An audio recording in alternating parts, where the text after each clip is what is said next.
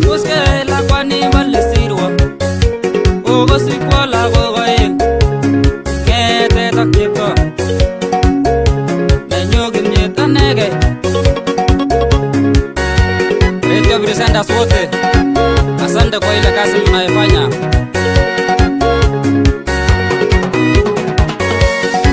Partenge mulika waya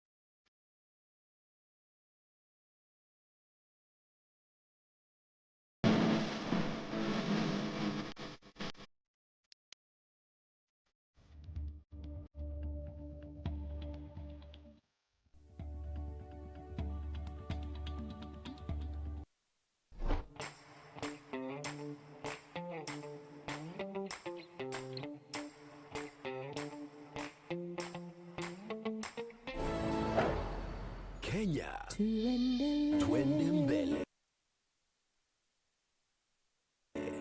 NCBA, go for it. The new KCB mobile loan is unbelievably flexible and incredibly affordable. You can now borrow up to 1 million Kenya shillings from as low as 1.2% as a 1-day, 7-day, 14-day, 30-day loan, or enjoy a longer-term period of up to 1 year at competitive rates. Dial *522# or apply on the KCB app today. The KCB mobile loan, unbelievably flexible, incredibly affordable. KCB, for people, for better. Terms and conditions apply. Regulated by the Central Bank of Kenya.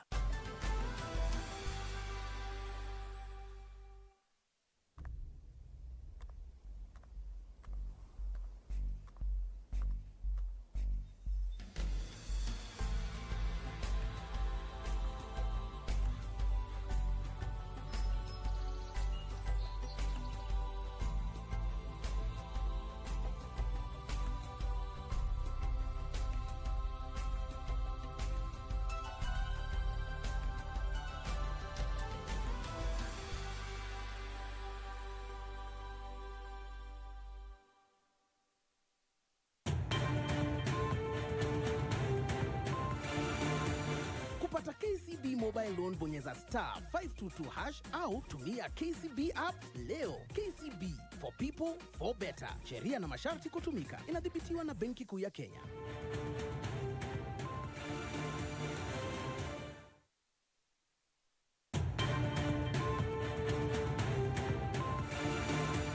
Kupata KCB mobile loan bonyeza *522# au tumia KCB app leo. KCB, for people, for better. Sheria na masharti.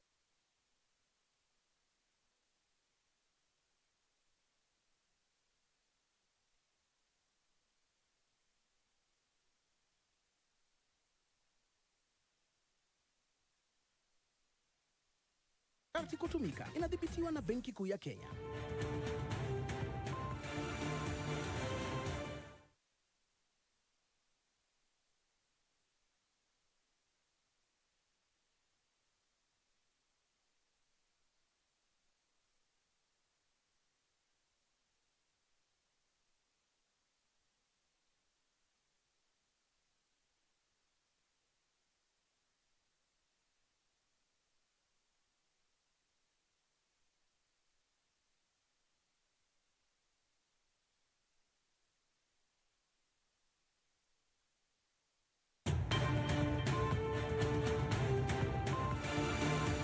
Kupata KCB mobile loan bonyeza *. Agatin missing jitab kolenjin tinye kamangunet newale ichomege anoi tugul neigere ketesiet nebo Kass TV. Itangat kegushingong logoiwekab emet chekamuch kotestai eng betutab raini kobun tetutiet nebo longetab kabatik. Kainenyu ko Caroline Kiplagat. Kitounen county nebo Elgeyo Marakwet ole kamito barak missing rirek en komosta nebo Camp Koros eng ward nebo Moiben Kuserwo eng sub county nebo Marakwet Cherongo. Kasarta ne kikonor biik 4 chebo familia agenge chekibet sobonwek en nyasutietab oret en county nebo Kakamega. Kakikoito kurset en ketikab karisiek ak biik choton tugul cheboisien oret koker kole kaisub ng'atutik chebo oret ak kora koker chepchebindo neboisien icheget. Kinyoru sirindenyo Philemon Kisang akoende kap logoiwek choton.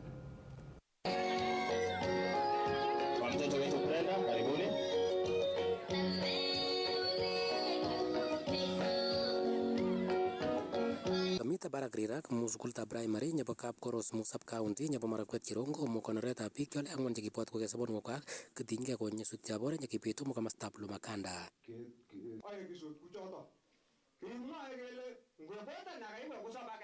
Nikawapokea, tukakula, nikasema wakaomba wakati wa kwenda karibu saa 10, nikawapatia nafasi.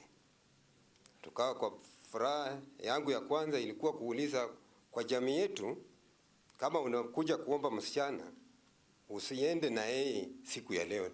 Lakini wakasema tumetumwa. Lakini saa 4 saa 5 tukarudi mpaka pale scene of accident na tukaona kweli hiyo kari ilikuwa ni hiyo yetu. From there nafikiri askari walichukua jukumu ya kuendeleza. Hapo tu ndio naweza mimi nikasema naweza fikisha hapo. Hiyo safari yetu tulienda hivyo, na pale pale tukaambiwa watu 5 wameenda. So mimi sina nguvu, nasema pole. Mokando kenyor ko boroin kangalal ka gavana nebo county ne nyanyi Wisili Rodhi nyakamwa kole nyolu keopchi korkong nyangwan katika Karin Kenya kasom ko kekurep ngatutik ka barabara ne rong ko karisha. Mimi kama gavana wa eneo hili sijawahi ona mambo mabaya kama hiyo yenye niliona siku hiyo, na ningependa kuambia kama mtu unaendesha gari kwa barabara, na mimi mheshimiwa mjumbe wa Marakwet West na women rep wetu na Cherargei, mheshimiwa, ikiwezekana all reckless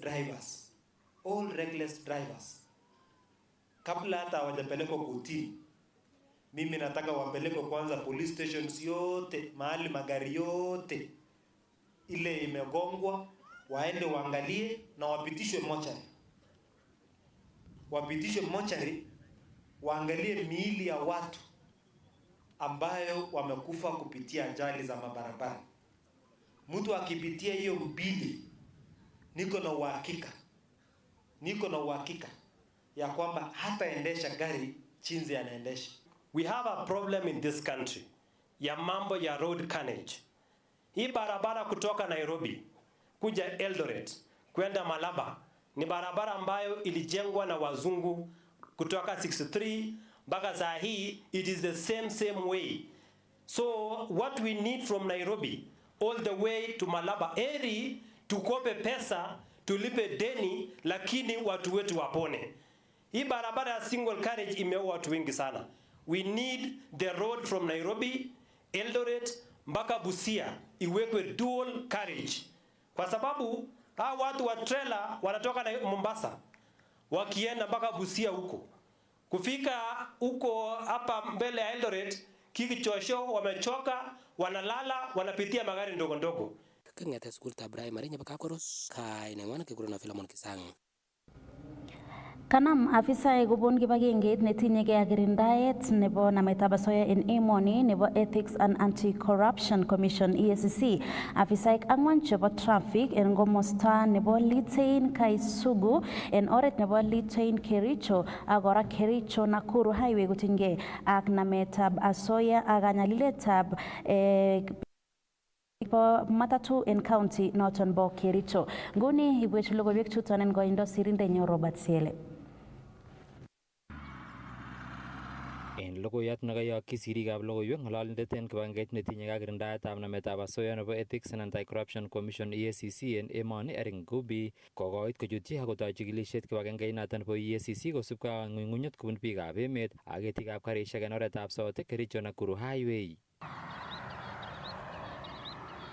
Kosubkei ak Ngubi kokakinam afisaek choton 2 chebo traffic kimni koname asoya en Litein en oretab South Litein kobun ketikab karisiekab matatu cheyoe boisiet amachikili karisiek choton. Kakinam afisaek choton 2 ne kwony ak ne muren chemiten en barainwekab corporal ak constable en pichainik chekaiboru kewirchin rabisiek akoboisien kiroktab kasit kochem rabisiek choton. En kasaraton kokitokyi afisaek choton afisisiek cheechen chebo South Rift chebo EACC en Nakuru asiketoi kirwagutik en icheket ole en kasarta nekatokyingei Nakuru afisaek choton ko en kebeberta nebo Kaisuku en oretab Kericho Nakuru kenam afisaek alak 2 chebo traffic en yautik alak kora chebo nametab asoya akotes kaitetab afisaek choton koek 4. Kosubkei ak EACC ko kaitetab nyasutik en ortinwekab county nebo Kericho ko kebeberta neo kosubkei ak afisaekab traffic chekikobakakta boisionikwak akotokyigei nametab asoya. Kamwa Ngubi kole makat en biikab emet konai akobo ng'oyondit ak asendet neibu nametab asoya ak kaitoet en ortinwek ak korib chametabgei en ortinwek. Kaitet neo nebo nyasutik kosubkei ak kibagengeit noton bo EACC en komoswekab Nairobi ak Cherongo nebo emoni koibu butetab ng'atutik en ortinwek. Kakityakta afisaek choton 4 en afisisiekab EACC chebo South Rift en Nakuru en Bond en kasarta netesetai kowang'u afisaek choton chikilisiet asikimut icheket kapkirwok. Kong'eten county nebo Kericho, logoiwekab emet chebo Kass, kainenyun ko Robert Siele.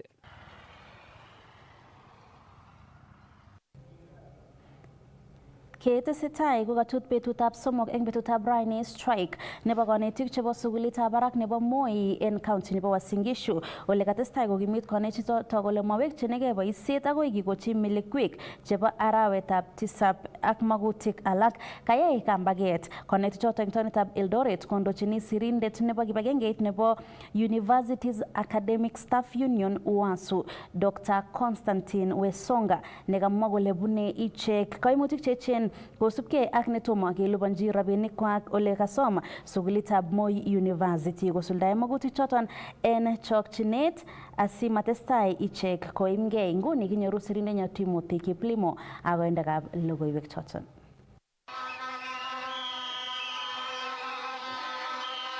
More university staff, enough is enough. Our rallying call is, we are solving all more university problems this week. If not, let the students go back home.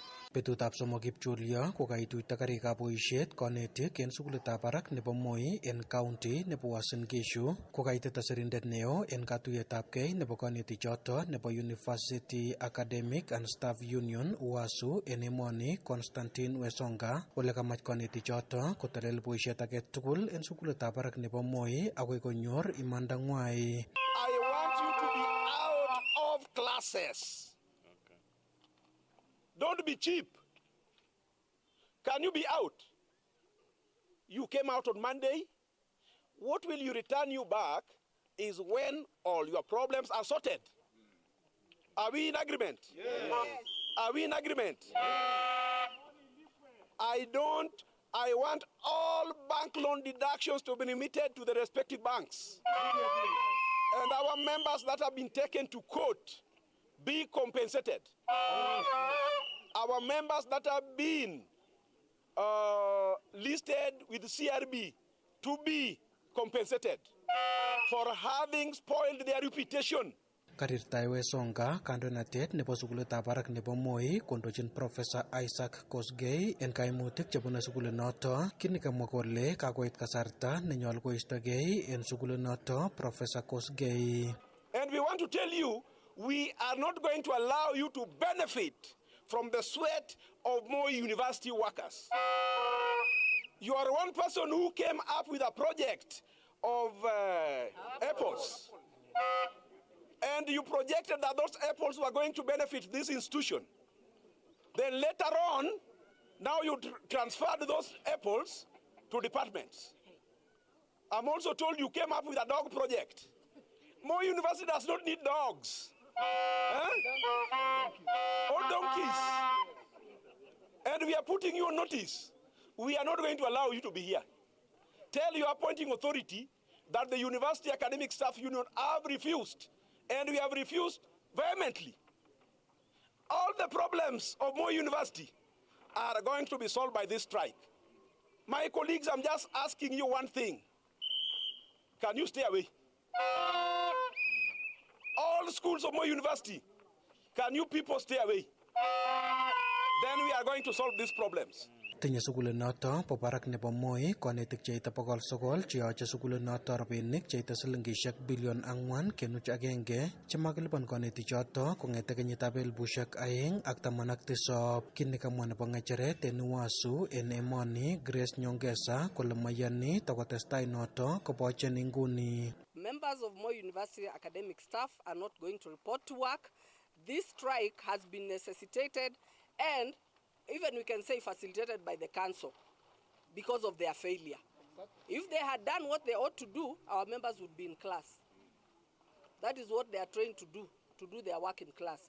But because the council has pushed them out of class, we are here until the council does what is supposed to be done and our members will go back to work. Otherwise, tumechoka. Kong'ete taunit neo nebo Eldoret en county nebo Uasin Gishu, logoiwekab emet chebo Kass Tv, kaninyu ko Timothy Kiplimo. En kasarata ko katestai ak ambaget konetik chebo Kupet en county nebo Nandi kosimchini serikali kosuldochi ichek magutik kwach ole kamwa konetik choto kole maitonini strike nengwany agoi kasarta nemo kesuldochi magutik choto kotou anan koitou konetik choto strike nengwany betab Jumatatu ole moche kesir konetik tugul chebo JSS en permanent ak pensionable koboto kikochi promotion konetik ak kora tugetab konyoiset en kwenutab magutik alak. Nguni kinyoru sirinenyo Cornelius Keter ak koendekab logoiwek chuton kong'eten taonitab Kapsabet.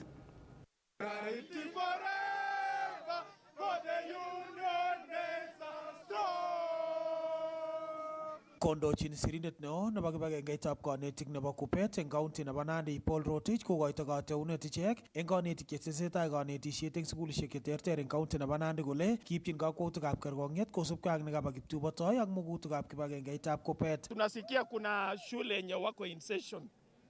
We want to warn you. Our walimu, we want to warn you. We know you are taking tea in those staff room. We know that you are waiting for lunch.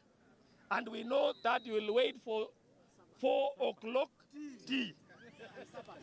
Tutakuja kupatia nyinyi chai. Tutakuja kupatia chai. Otherwise, we are very peaceful. We want only our demands to be fulfilled. Kamwa Rotich kole magoi konyit Kupet tiletab kapkirwok kotomo kokonyit Teacher Service Commission tilet nekikon kapkirwok kong'atei kibagengeit bo Teacher Service Commission kosir konetikab JSS en permanent and pensionable. We expect the Teacher Service Commission to abide by the ruling which was given that they should not employ teachers on temporary basis. They should be employed on permanent. Who are we to obey the court order? Yet the employer cannot obey. Kamwa Rotich kole maweksei konetik sukul agoi kasarta nekakoshi ichek serikali rirekwak akosuldae magutikwak cheboto kesir konetikab JSS en permanent. We want to tell the commission that we are not going back to class until you fulfill our demands.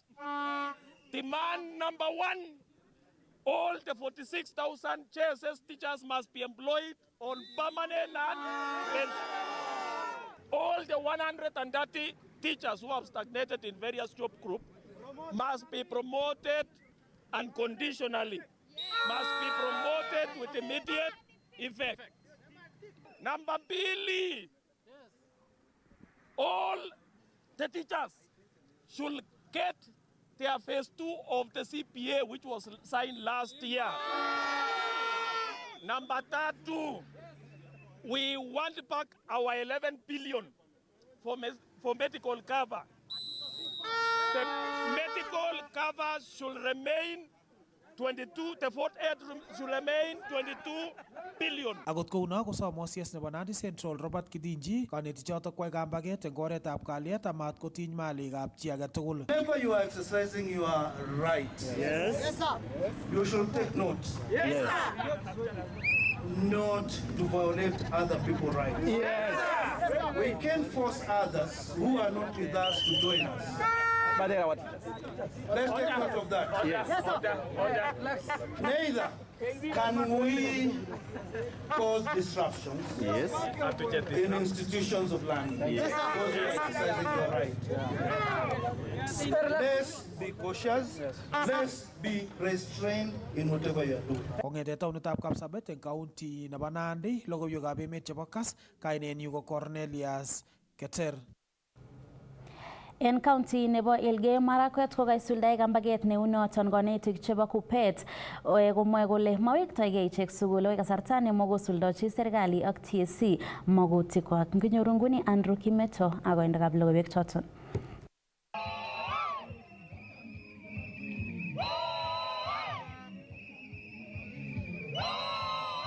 Katestai ing betutab rani konetik chemite eng kibagengeitab Kupet eng county nebo Elgeyo Marakwet ak kangelintab boisiet ole kayai banwekab oret eng taonitab Iten akoi ofisishekab Teacher Service Commission chemite taoninoto. We want the current county director to come down, address us. We have a lot of issues that we want the current director to address. apart from the CBA, it's not about money, it's about the teacher environment. If the current county director cannot come down, we are not living here. We sleep right here. Kosubkei ak kanetichoto komwa kole maiyani icheket kamusiet age tugul kobun kibagengenoto bo Teacher Service Commission nekokoboisie kapkirwok ak koitita kokon kapkirwok noto tilet kole kowektegei kanetichoto boisiet eng chokchinet. I want to tell TSC, let's throw away with the hide and seek game. Teachers are no longer for that. Today we have what we call the internet, which we can get an information and access. I want to tell TSC that you cannot continue, instead of dealing with the issues, taking the union to court. It is wrong. Kotinygei ak kanetichoto kokong'ong kole mitei kanetik che echen chebo sukulishekab secondary eng county noto chekokeboisie kibagengenet nebo Teacher Service Commission kosimchi kanetik kowektagei boisiet. I want to give the following orders. I, Titus, Kimutai, Chukor, Vice Chair, Kubek, Iabai, order all principal to refrain from and desist from coercing, blackmailing, intimidating. Otherwise, we are going to visit you. Kama kanetichoto kole mawektoi let eng kursonoto mache icheket serikali kole kokonyit. I also want to talk of the CBA, our CBA, which of 2021-2025, and this is something which was signed during the day, in a broad daylight, that we signed, and we were supposed to, and we were supposed to get the money in the month of July. So I want to say that you cannot cheat us, saying that the money has already been put in our banks, yet it is not in the banks. Kongete county nebo Elgeyo Marakwet, logoiwekab emet chebo Kass, kainenyu ko Andrew Kimeto.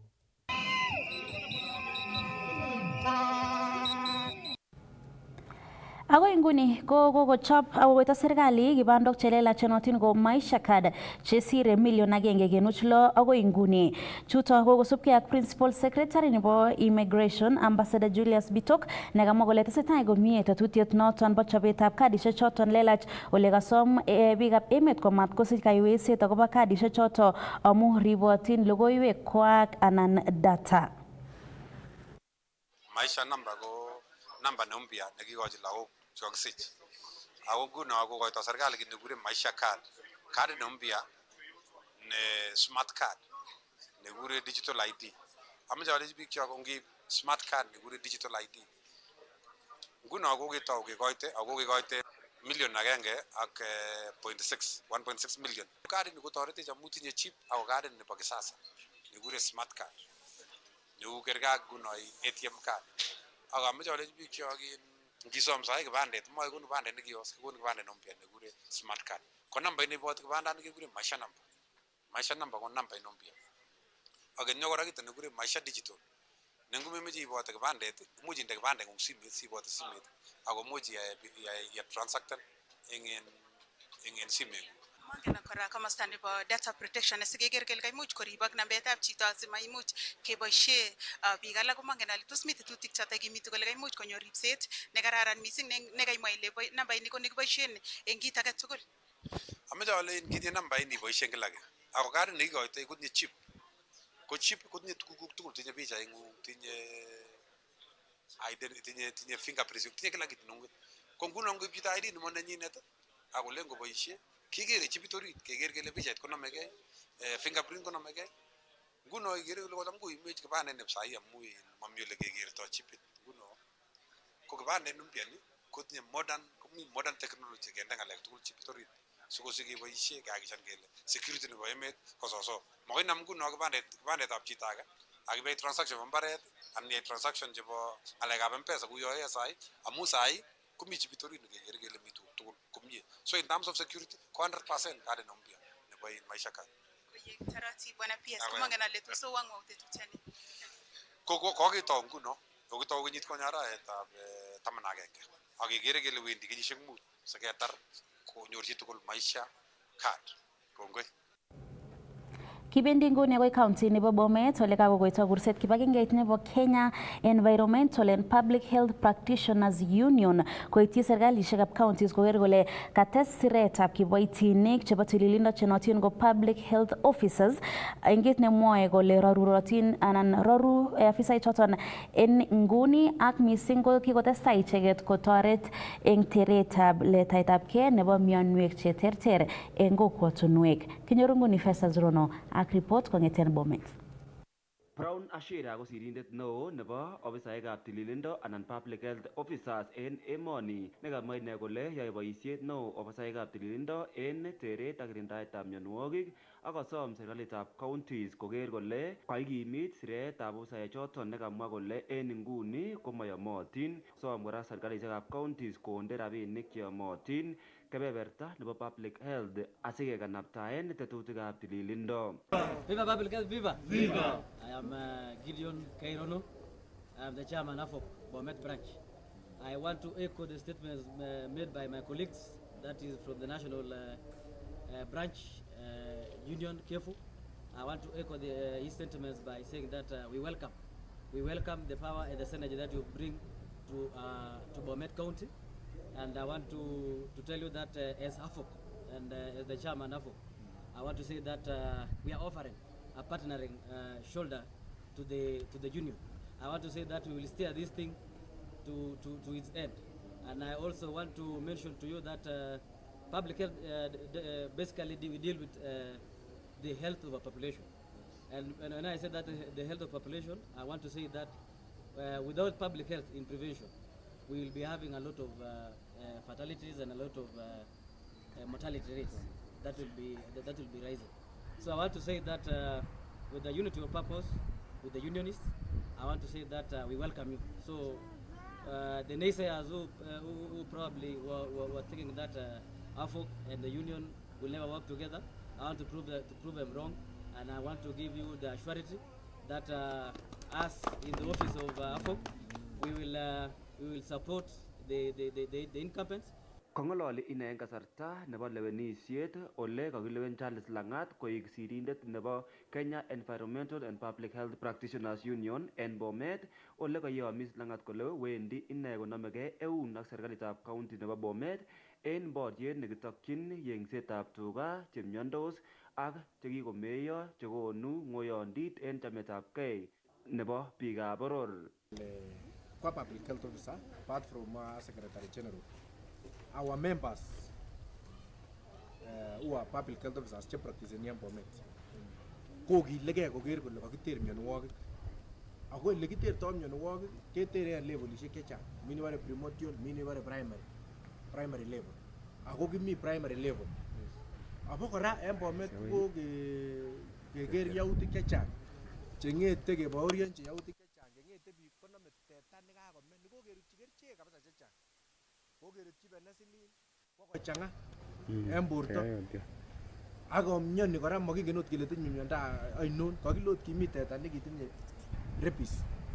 Ako miten scrupulous business people chebo koen kechenike ak the farmers ak ityo kialdechi banyechoton sikeib koba keeny en mulot ak ibit kialdechi biik. Nono ko yautiet nesamis kabisa. Ako noton nesoni mionwogik chechang. Ikose no kibore monkeypox. Ko monkeypox ko rahisi kiam chito moset nekitinye miondo. Ko sikere kokoit biik. Ko mionwogik ngunon tuga chuton ikere kiame nguni chon kobek. Ko because kiame banyek chetinye miondo alan kiame banyek chekokerutyi kerichek chechang. Ne ngibore bakiam amoxicillin en sipitali komokekose, yoche kevacuumenti. Ako expensive vacuumenti. Kinyonyi kebore county government ne moyoe kasit, momi kerichek. Ko because tuguk chekiame ko kokiam kerichek chechang en borto kotatun inimyan kiten ibore kimuti sipitali iam kerichek komi barak.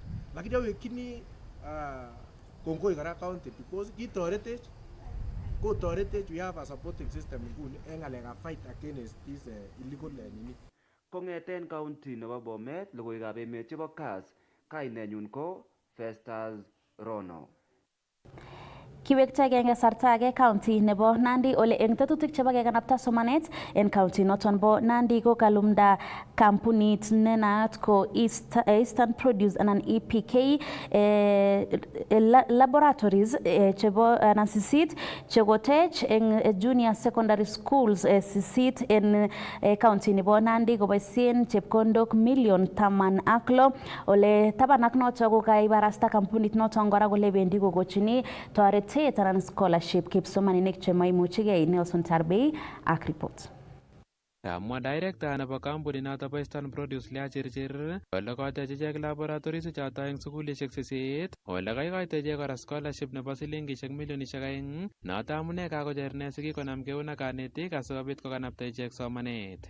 Kakemwa kele kei company kemoche kiro kele lakwa age tugul nemi Nandi kokasoman komie. Ongiro kele kakisupporten lagochoto kakikochi tuguk chemokotin kosoman komie. Ama lagok ichegei. Nguno kwakwek sigik chemoche okil mwalimuinik akotelel ak mwalimuinik akokas kit nemwoe mwalimuiyot eng lakwet. Ngotkolechin moche lakwet keng'ololchi kokomach komasta kole komatkile sigindet kararan lakwenyu. Kabaibachi Deputy County Commissioner nebo Nandi East eng Kalyandaya toretonoto bo teksetab labichoto koboto scholarship ichoto ole kacher ine kampunishek alak kosub kaborunonoto. Kitu ningelipenda tujifunze kutoka kwa hiyo, ikiwa kampuni zile zingine zote sasa ziko hapa zinaweza chukua mfano kama huo wa EPK. Kampuni zingine zote tunaomba tushikane mkono, na nimesikia kuna hiyo association of Kenya tea growers. Kosubkei ak MCA nebo waritab chepkonyuk John Keteran Antildai komanyalu kabokyinoshek chekikibokyi eng kainda alak eng kampunishekab chaik eng mwaet kole tiegei kabotik kampunishek choto. Kokergok chito ya kakibel choget, ngebel choget kwokse nenyi tayome nenyi kongikas kebari bikei nele kakibar chogengu totinye choget eng kai choget monito ne bikei. So and I think the only company netike najivunia kele lipani bonus komye kongorokwek manito okwek kebire teta nitoni achap kekei sokobwa chekoman. Eng komostanyi komwa CEC nebo somanet eng county nebo Nandi Scholastic Atuwei kole kikotes serikalitab county nebo Nandi chepkondok chebo basari kongetegei silingishek milionishek 60 ako milionishek 120. From 60 million akoi 120 million. Ongirabokyi tilda governor. Also, makikoite partial scholarship this time. We also went the full scholar way. And Mheshimiwa Tildai picked 4 students cheimuchi komwoiwo kole bunu cheisomeshani kong'ete form 1 akoi form 4. Atya alechigei kakirate ang'wan kole kiyosto muren. Karate bike ang'wan korate county ang'wan every ward. Nguno ngeng'ololi ketindoi lagok 120 students chukokikochi full scholarship in Nandi County. Ongirobokyi. Kongetegei county nebo Nandi logoiwekab emet chebo Kass. Kainenyu ko Nelson Tarbei. Tetat kowa barak yaetab mung'aret eng taunit nebo Iten en county nebo Elgeyo Marakwet kosubkei ak teksetab ortinwek chelelach chekakinde lamit chetesetai kosuldaen serikalitab county noton bo Elgeyo Marakwet en kibagenge ak serikalit neo eng tetutiet nenaat ko Kenya Urban Support Program. Nguni kinyoru sirinenyo Andrew Kimeto akoindekab logoiwek choton kong'eten Iten. Tesetai county nebo Elgeyo Marakwet ak national government kosuldae tetutikab teksetab ortinwekab taonitab Iten eng tokyinetab kebarae mung'aroshek eng taoninoto. Eng karonetab raini ko karutochi gavana kebeberwek choto kisuldae teksosiek choto bo ortinwek chebo lamit ako kang'ong kole kong'ete kotoige devolution kuikonyor county noto kelchinet neo kobun national government nebo teksetab ortinwek choto bo lamit. Hii town imekuwa na watu wengi wanakuja, wakifika wanasema wacha niende niishi Eldoret ndio nikuwe nafanya kazi hapa, kwa sababu Iten haijaundwa vizuri, matope iko kila mahali. Lakini sasa tukifanya paving, there will be no need for you to go to Eldoret because sasa unaweza ishi hapa, wanabiashara wanaweza jenga, investors wanaweza kuja kujenga manyumba, kwa sababu Iten sasa is one of the fastest growing towns. So kwa sababu ya hii, it will now have very decent housing, hata tunaleta affordable housing, tunaongeza na housing ya wanabiashara ya investors, alafu sasa everyone will be training here and sleeping here, and then now we grow our town. tangu nichukue hatamu ya uongozi tumefanya lami mingi kuliko miaka yote tangu Iten ikuwe town. So this is the highest number of kilometers that we have done, and we are adding another 3 kilometers, so that will open Iten almost everywhere kwa Iten, kwa sababu tunapata pesa ya kisi program ambayo nilienda kunikaifuatilia. Kaikimit komwa gavana kole makat kileli taoninoto koek taonit nebo kasari amu kikonaak missing taoninoto eng emotinwekab sang. Dunia mzima, I'm sure mlikuwa mnawatch Olympics, ilikuwa inasema tu wakati wazungu walikuwa wanaongea, commentators walikuwa wanasema it trains at 10. Hata ule jamaa alivunja record ya 3000 juzi, it trains here at 10, ule mzungu. So every other strategy that we are putting to make sure that we are a very organized county. Karirtae gavana kaimutik chengering cheboto betetab taishekab streets anan street lights eng nekamwa kole tieme serikalinyi asikoker kole kakiistoege kaimutyonoto eng betusiek chemite tai. Kwamba street lighting imekuwa ikitusumbua kwa sababu ya maintenance. Kumaintain street lights is very expensive, inachomeka hizo vitu zake, but we are in contact with Kenya Power tuone what can we do. We are also discussing, is it the time we convert to solar? Wakati tuleta solar wakati ingine ikaibiwa yote. Is it time we go back to solar again? We are having a discussion on that kwa sababu solar ni low maintenance. Hii ingine bulbs inachomeka sana. That is why last month tulikuwa na challenge, ilichomeka yote safari moja, but imekuwa replaced sasa yote, and we are hoping that going forward, if we can get solar solution, it will be the best. But we are still talking to stakeholders, especially our county assembly, kila mtu na pia business people tukubaliana kama watachunga. Kongete county nebo Elgeyo Marakwet, logoiwekab emet chebo Kass, kainenyu ko Andrew Kimeto. Noton ko sirinenyo Andrew Kimeto ak report kong'eten county nebo Elgeyo Marakwet kotinygei ak teksetab ortinwek ne kamang'unet ko kotes itondo nebo taonitab Iten ak missing yaet noton nebo mung'arosiek. Ko chitab Kalenjin kiwang'jini yoto logoiwek chebo emet chekaitun en inguni kong'eten studio nebo Kass TV tetutiet nebo long'etab kabatik. Kainenyu ko Caroline Kiplagat, amakun kiy age tugul nekararan testai iker Kass TV amun kimnotet night.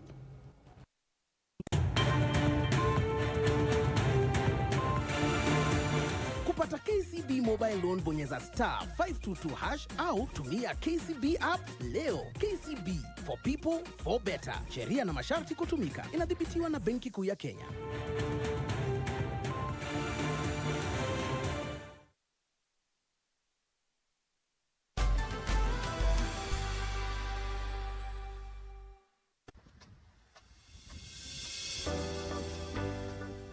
Fine Touch Africa Limited inakuletea pipe za irrigation na pipe za kusambaza maji zijulikanazo kama Fine Drop HDPE pipes. Fine Touch inatengeneza pipe hizi kwa ubora wa hali ya juu na kuuza kwa bei nafuu. Fine Touch Africa pia wanahusika na pipe za drip irrigation, rain hose, sprinklers na vilevile pampu za maji. Vifaa vingine vya irrigation kutoka Fine Touch ni kama vile greenhouses, agricultural nets, dam liners, solar pumps, rain guns, planting trays, miongoni mwa vifaa vingine vya kilimo. Kwenye mji wa Nakuru tunapatikana Industrial Area nyuma ya Gido Plaza. Eldoret tunapatikana Nakuru Road baada ya daraja la Sosiani. Pia tuko Kitale, Kapsabet, Iten, Bomet, Bungoma, Nyahururu na sehemu zingine nchini. Nairobi tunapatikana eneo la Embakasi, Saku Business Park. Ili kufahamu mengi kuhusu bidhaa za Fine Touch Africa, tembelea duka la Fine Touch Africa lililo karibu nawe au utupigie simu kwa nambari 0724 615 066 au 0700 169 962. Kwenye tovuti unatupata kwenye www.finetouch.co.ke. At Fine Touch, we make it green. Ni ya kisasa. Hii sasa uhitaji kukoroga, unaweka tu pale, mix mzuri, keki yako inatoka ikiwa mzuri kama sponge. Unaimesa, inajiteremsha. Nijishindia cake mixer? Yes. Yes. Sasa hii cake mixer, ukiangalia, unaona ikikuinua aje kimaisha? Mimi naweza enda kuanzisha biashara ya kupika keki sasa huko nyumbani. Yes. Wakule keki. Hebu waambie na kilugha ya kikwenyu kwa watu wa huko, waambie saa hii utamu ile naleta huko ni ya keki. Nguna aibwa keki konyoga. Aibwa keki konyoga. Aibwa keki konyoga. Mtu wa keki anakuja nyumbani na chukua keki mix yako. Ibebe juu watu waione ndio hiyo. Amejishinda. Inua juu vizuri watu waione ndio hiyo. Usitupe mbao. Nenda kwa M-Pesa. Weka paybill number 150-150. Chagua nambari zako 3 za bahati kati ya 0 na 9 ukifuatanisha na neno Kass. Kama account name, cheza na kati ya shilingi 10 hadi shilingi 1000 na ubebe chapa au bidhaa na tatua tatu. Over 18s only. Gaming can be addictive. Play responsibly. This message has been approved by the BCLB. Aya, I'm not Go TV stream. It's free. Go TV stream iko mkononi na ni free. Download Go TV stream app for free. Enjoy live TV na shows kamia 8. Download and watch later anytime, anywhere. Go TV stream iko mkononi na ni free. Available to active subscribers. Go TV. Love it.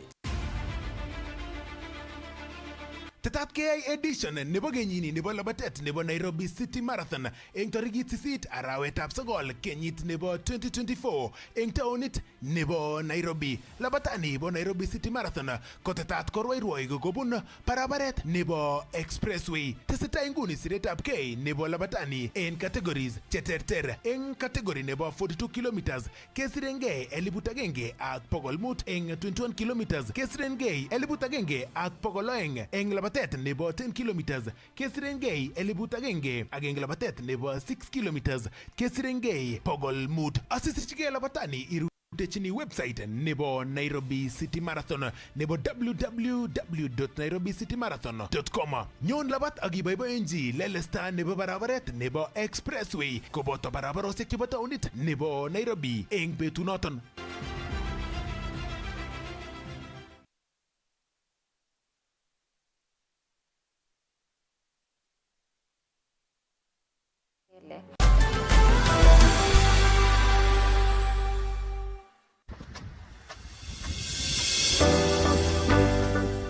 Fine Touch Africa Limited inakuletea pipe za irrigation na pipe za kusambaza maji zijulikanazo kama Fine Drop HDPE pipes. Fine Touch inatengeneza pipe hizi kwa ubora wa hali ya juu na kuuza kwa bei nafuu. Fine Touch Africa pia wanahusika na pipe za drip irrigation, rain hose, sprinklers na vilevile pampu za maji. Vifaa vingine vya irrigation kutoka Fine Touch ni kama vile greenhouses, agricultural nets, dam liners, solar pumps, rain guns, planting trays, miongoni mwa vifaa vingine vya kilimo. Kwenye mji wa Nakuru tunapatikana Industrial Area nyuma ya Gido Plaza.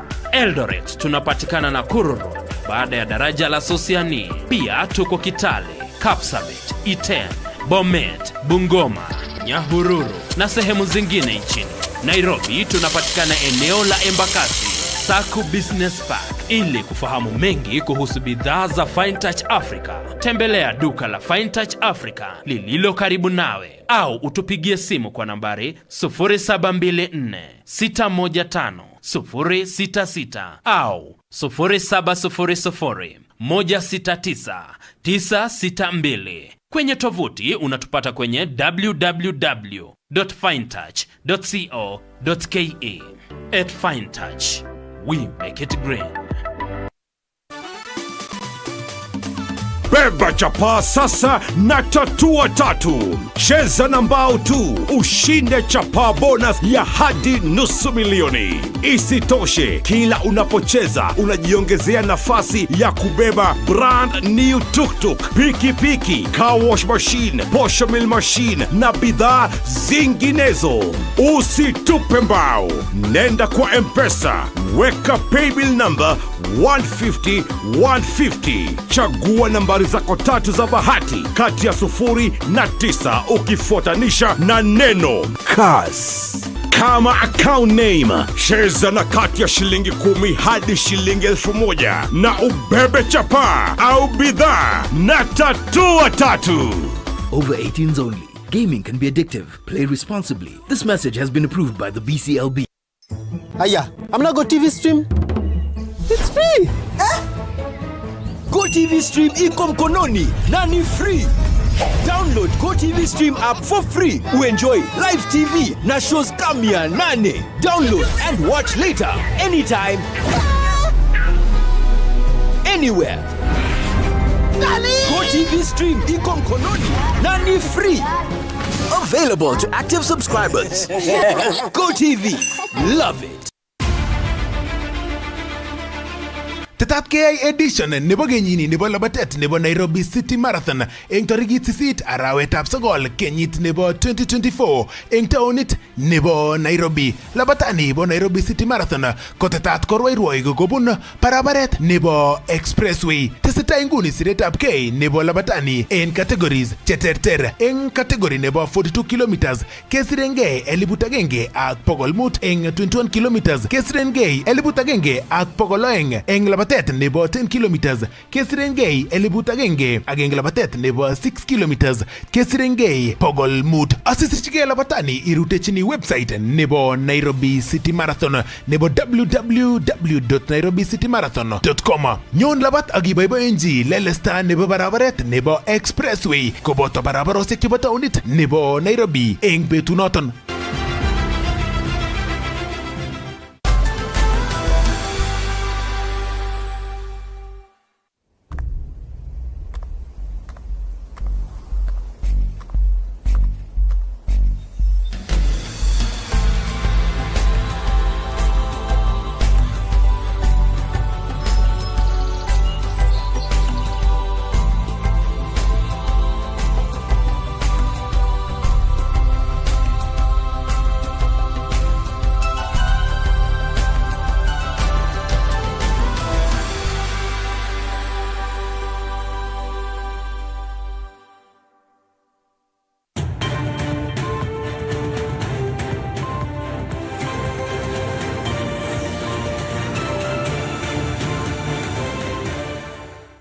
Tisab Kalenjin kimite yu ak Elijah Otieno ne inen ko boisie imuch kekure ka moingonik choton chetinye segemik kokere kole teptoi ano agoi kasarta noton nekait kekes kumyande en moingonik. Ak ing yu kimache asikororwech boisionik chi tugul chetesentai inendet eng sekta noton ko tugul ko kekushini kong ole kimongunoi kumyande. Karibu sana Elijah Otieno. Labda tu kwa kifupi tufahamishe wewe ni nani na shughuli yako hapa yote ni gani? Mimi ni Elijah Otieno na mimi niko in charge ya apiary management na pia processing plan ndani ya Wajakwe Beekeepers. So that's our company. Yeah. So ukisema uko in charge of apiary kwa mwanzo, mtu mwenye ambaye haelewi shughuli zako kwa hiyo side wani? So apiary it involves the keeping of bees. That's where we keep our bees. Okay. So keeping of the bees involves also managing the area and also doing inspection to the hives and also maintaining the entire environment of the apiary. Yeah.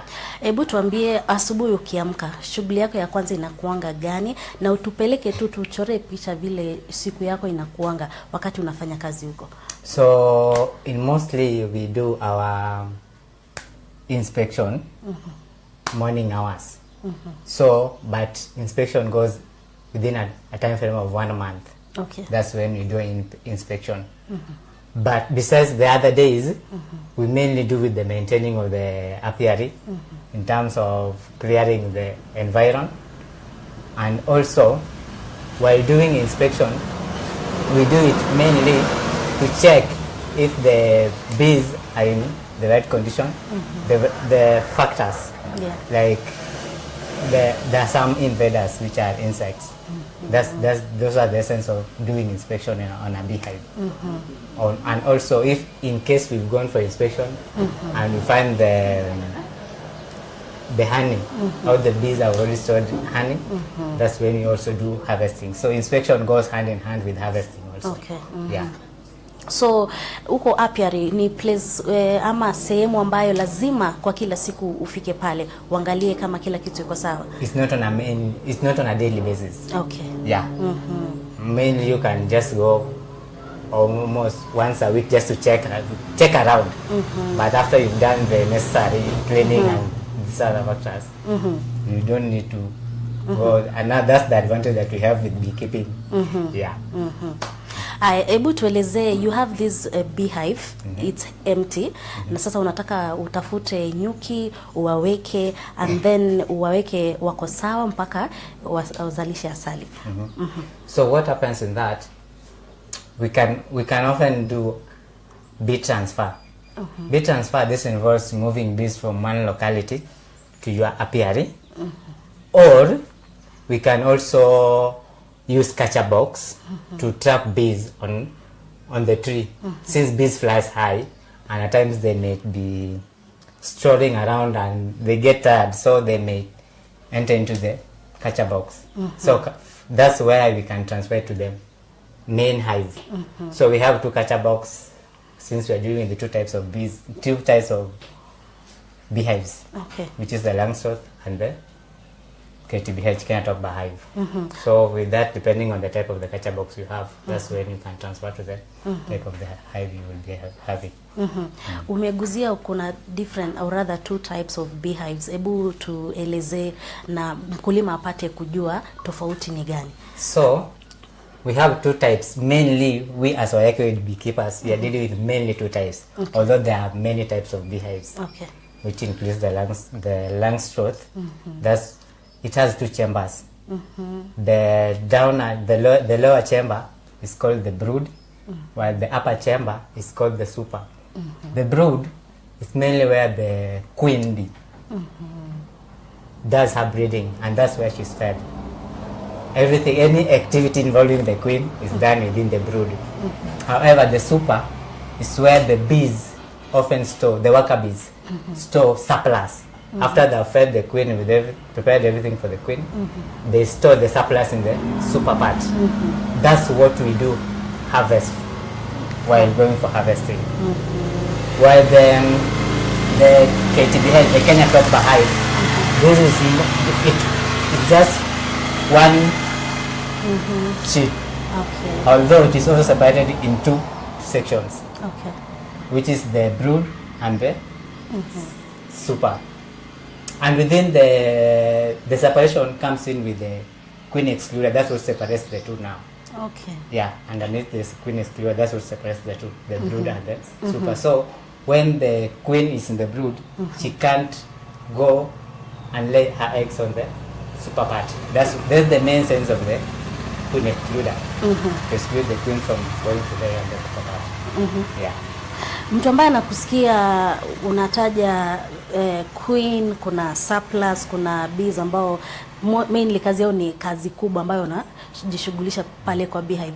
Can you take us through just in detail ni nini exactly what happens inside the beehive na at the end of the day we get this honey? So what happens is this: in the beehive, in order for us to have a colony, a colony consists of the queen, who is the main character. Because without the queen, there won't be an existence of a colony. The worker bees, now the queen is in charge of laying eggs. That's a mandate. No other thing. The worker bees, their main work is to make honey, feed the queen, and do any other activity that involves within the hive, cleaning the combs, anything that. And then you have the drones, which are the male. The main function of the drones is just mating with the queen. Yeah. Na ukisha kusanya ama umewatransfer, umewatransfer umeweka kwa beehive, shughuli ya kutengeneza asali normally huwa inachukua muda gani, na how regularly do you check to see kama the process ya honey kutoka imekuendaje? Honey harvesting, there are factors that affect honey harvesting, and these factors mainly consist of the floral pattern of the area. For instance, when we have a lot of flowers within the area, the bees will produce honey more frequent. However, for the Langstroth hive, it takes at least, for a starter, it takes at least 1 year for you to do your first harvesting. With the KTBH, it takes at least 1.5 years. Yeah, that's the time frame for you to, because of the, in fact, they have to make the system fast. Start breeding fast is when to have that entire colony. Yeah. Na kwa mtu ambaye anataka kuanzisha biashara ama ukulima wa kukuza ama kulea nyuki, ni nini cha kwanza unaweza mwambia, what advice unaweza mwambia, just the first prior thing before hata aanze kujishughulisha na shughuli yote ya kuweka nyuki? The first thing you have to do, have the space, but it shouldn't be just something big. Just you can just have an area that you can keep your bees. Okay. So the area, so the factors you should consider mainly are availability of the flowers, because that's the main source of bees. That's where they source their food from. Okay. Yeah, that's where they do their sourcing. And then the nearness to water body or water, because the bees also need water for cooling, and also generally as animals need that. Yeah, those are the main factors that we consider. Yeah. Now, you've talked about a space. This kind of space inafaa ikae aje juu bees, they can attack and they are very dangerous. So in terms of safety, hii space inafaa ikae aje na pia the vegetation. Number one, what we should also consider is nearness to people. We should avoid, at least if we have some more a road, it should be at least 300 plus meters from the road. Because the bees don't like interference.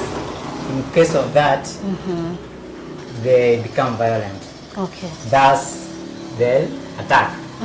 So those are the factors you should consider. Don't put it too close to you. And also, if we consider the people around, if it is near you, we find that children, they always try to be mostly, they want to try what does it involve. So they may hit it with a stone, and out of that curiosity, somebody may end up in the hospital. So for that, so those are the factors we have to consider also. Yeah. Talk to us about harvesting honey, because there are processes and how to exactly maximize, like sasa kuna mzinga, kuna honey, but how do you, the process or the procedure ya kuharvest hii honey na we harvest vizuri? Number one, while you are going to honey harvesting, number one thing, you always engage on your safety first. So your safety involves having the bee suit, having the hive tool, having the bee brush, and the smoker. All these things have their functions. So with the smoker, it will help to scare away the bees. Disperse the bees, yes. Disperse the way, and also because once the bees are smoked, they feel as though they have been ambushed, so they tend to retreat. Okay. Yeah, that's another need. The bee brush, you always used to wet the bees from the frame or from the honeycomb. Okay. So yeah. And then the hive tool, we often use it to open the hives, since there's something called propolis that the bees use to stick. It is more gummy-like. Now this is our processing plant, and in this processing plant, this is the honey warmer. This is where we refine our honey. So this is where we switch it on. After switching it on, this is what controls the honey. So if you put it on, currently this is the room temperature. Now our honey, we warm it up to 65 degrees Celsius. from the room temperature. So we pour our honey into the honey warmer, and in it has this propeller. This is what propels the honey for even heating. Within that, we have this is where the outlet. After the honey has been warmed, this is where we remove the honey, but we put and store the honey in these cooling buckets. You can have a look at this. This is already been processed honey. So this is processed honey. You store it cooling up. The essence of storing it in a cooling tank is for honey to refine itself, because it's self-cleaning. So anything that will renew will remain afloat. Within this honey warmer, let me work with the honey warmer. This honey warmer has 2 layers, the outer layer and the inner layer, although there's this center. This is where we pour our water through this funnel. That water is what heats the honey, but indirectly. You don't heat honey directly. So with this thermoheater, if you turn it on, the thermoheater heats the water, and that's what warms the honey. Mostly the essence of warming honey or heating honey is to increase its shelf life. Yeah. So because honey, if it hasn't been warmed, it will crystallize easily or faster. And with most people, since they don't know much concerning honey crystallization, so they'll tend to say that it has gone bad. However, crystallization is one way that honey preserves itself. Honey, its lifestyle is infinity, because isn't it was said back in Egypt, around under the pyramid, honey was found, but it was still fit for consumption. So its lifestyle is infinity, but it preserves itself by crystallization. That's why honey crystallizes. What happens with the expiry date? Anything that is being consumed and it's regulated by the government, that's where you often put expiry date. But generally, honey has no expiry date. Yeah. So basically what happens here is just the warming, and then it cools down here. Yeah. Now after here, or are there other activities that happens here? You know what happens? Okay. From removing it from there, we often use this double seal. This is what you seal honey with. Okay. And you also use this here. This is what helps in making the honey to be finer and smooth. So that's the essence of mostly using this double seal.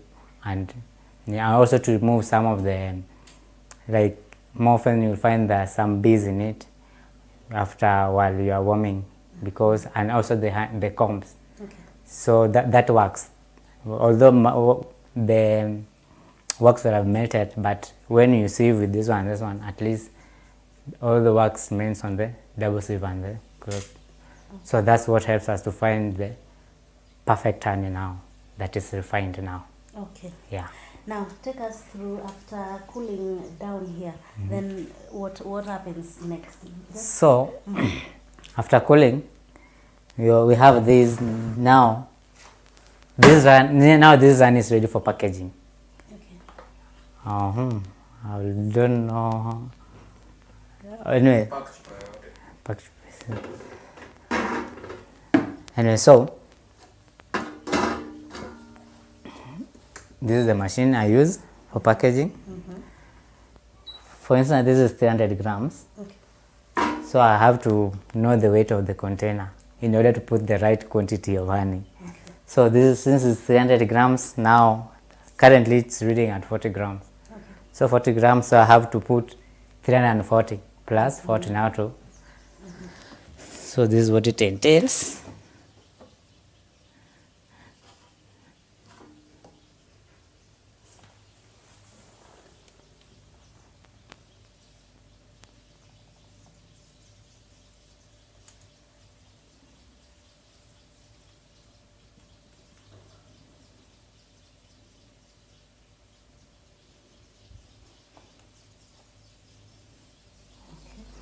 now it's 300. For now, that's 300 grams. So at our shop, we'll get this 300 grams at 250 shillings. Okay. Yeah. Yeah. I also seal them, like the squeeze one. They also have seal, so we often seal it. After sealing that, now it is ready for distribution in the shops or to the customer that has required or has given an order. So when you bring honey, the process of maybe warming it and doing everything on a normal day, how long does it take? So mostly I'll say it takes almost I'd say it's an entire day thing, because this honey warmer, it takes around 180 kg. So 180, at least 180 kilograms. So 180 kilograms, while warming it, it takes around 2 to 3 hours. And now sieving it, now is what takes longer. Since it's liquid, but we are trying to sieve it through a double sieve and the porcelain cloth. So that's what makes it to flow slowly. So now that's what consumes time. Yeah, so it's a day's work. I'll say that. Because when I come in the morning, if I have to start with that, I'll finish it within the working hours. Yeah. And number one, the first thing that we often do while we have our honey, or since we also work with other farmers, when they come, we often measure the moisture content of honey. Okay. The moisture content of honey that the company has set is range between 12 to 18. So with this, you can have a look at it. I'll show you how to use the refractometer. Okay. The refractometer, with it is always calibrated, and there's a percentage of water. So that water is what we are looking of. Okay. So now this is one of our items or tools that we use to determine if the honey meets the standards required. Yeah. Maybe you can demonstrate, or how do you normally? Anyway, so we put honey Yes, on. a demonstration. Yeah, we put honey on the top part of this refractometer, but we direct it to the light. So that's what will show the amount of water in it. Okay. Yeah.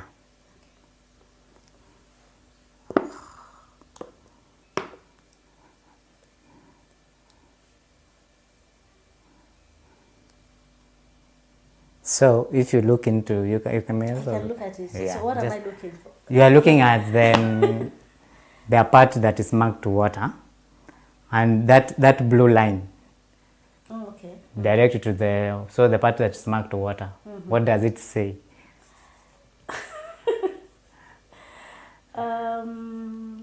What's the reading? The lower part, it's at 14. Yes. 14. You blue in a picture 13 and 14. Yeah. Yes. Now, to me, from what you've seen, now it is between 13 and 14. Yeah. So to me, it's 13.5. Yeah. Now that's the amount of water in it, or the moisture content of this honey that we have. Yeah. You said you're looking between 12 and 18. Yeah. How ikipita zaidi? If it is more than that, in one or another, since we know honey is hygroscopic, it absorbs water in the atmosphere. So if it is that, it may absorb more water in the atmosphere, thus goes bad, or it will turn into monotina, and that's what we are not. We don't want that.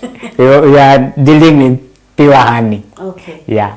And you mentioned unapata asali from different farmers. Yeah. Do you, when you receive, maybe also you can mention the parts where you get this honey from different farmers, and as you receive them, do you process individually, maybe from a different region, or you mix?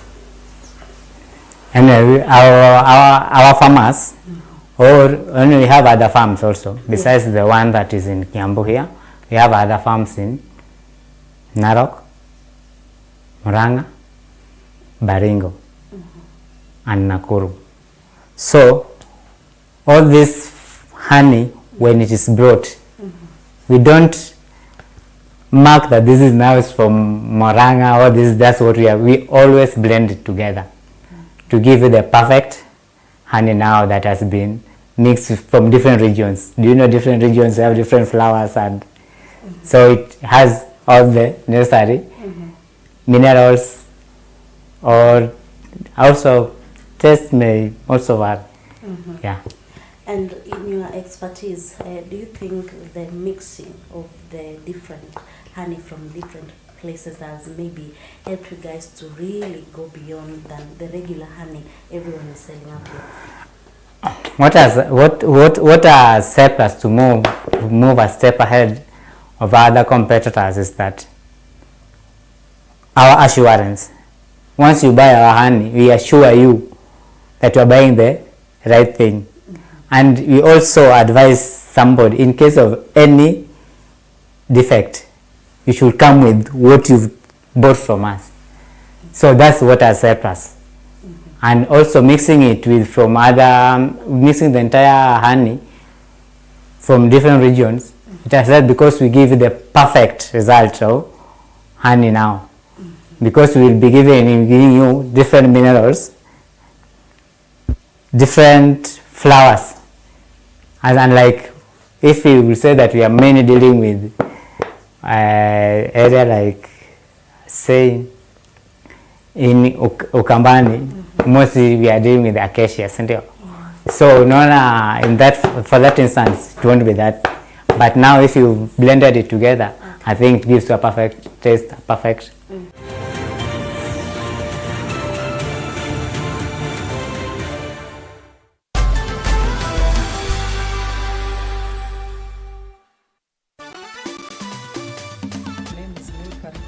Yes.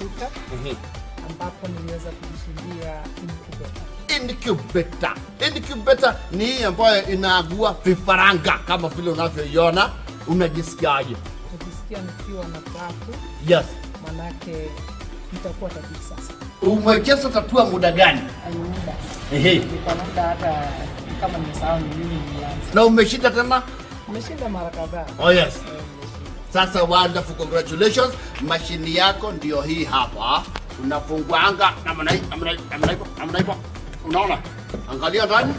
Ndio hiyo sasa. Hiyo ndio mashini yako ya kuagua vifaranga namna hivyo. Usitupe mbao.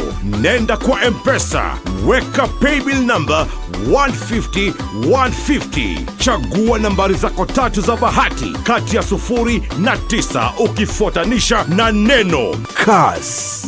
Kama account name, cheza na kati ya shilingi 10 hadi shilingi 1000 na ubebe chapa au bidhaa na tatua 3. Over 18s only. Gaming can be addictive. Play responsibly. This message has been approved by the BCLB. The new KCB mobile loan is unbelievably flexible and incredibly affordable. You can now borrow up to 1 million Kenya shillings from as low as 1.2% as a 1-day, 7-day, 14-day, 30-day loan, or enjoy a longer term period of up to 1 year at competitive rates. Dial *522# or apply on the KCB app today. The KCB mobile loan, unbelievably flexible, incredibly affordable. KCB, for people, for better. Terms and conditions apply. Regulated by the Central Bank of Kenya. Enjoy StarTimes Sports all month long. Buy a StarTimes decoder at our business halls or dealership countrywide to experience passion from the heart of Saudi Arabia's most electrifying football league. This is absolutely wonderful. Renew your subscription today. The thrill of every La Liga goal, the intensity of every Bundesliga match. Coming down. Feel the passion, the power, and the pride of world-class football as the best teams battle it out for the sound of victory. Renew your subscription today. StarTimes. Enjoy digital life.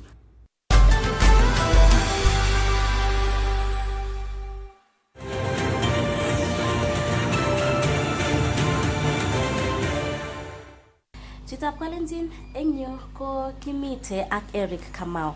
Inendet ko muchagure kabatindet agora ko chemungaraindet netinyege ak kabatisiet nebo ripset ak baet nebo segemik agora oldoi kumyande choton chenyoru kobun moingonik chetinye inendet.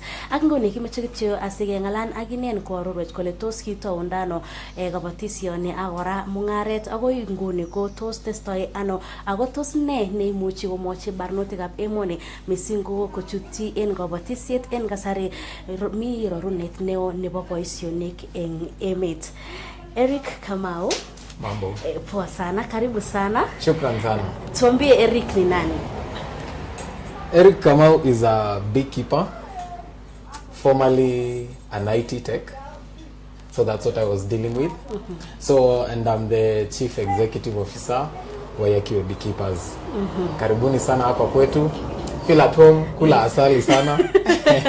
And enjoy. Yes. Yes. You were in IT. Yes. But now you are a beekeeper. Talk to us about then and the transition to beekeeping. IT was interesting. Actually, I was in the field of networking. So I started the beekeeping business with my brothers.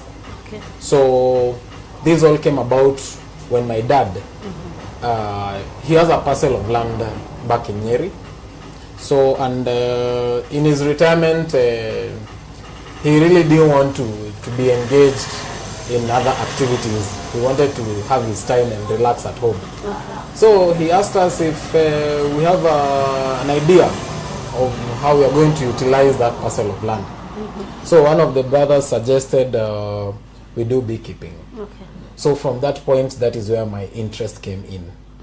So we started by going for trainings at the National Beekeeping Institute, and we got certified. So from that point on, we started putting up beehives.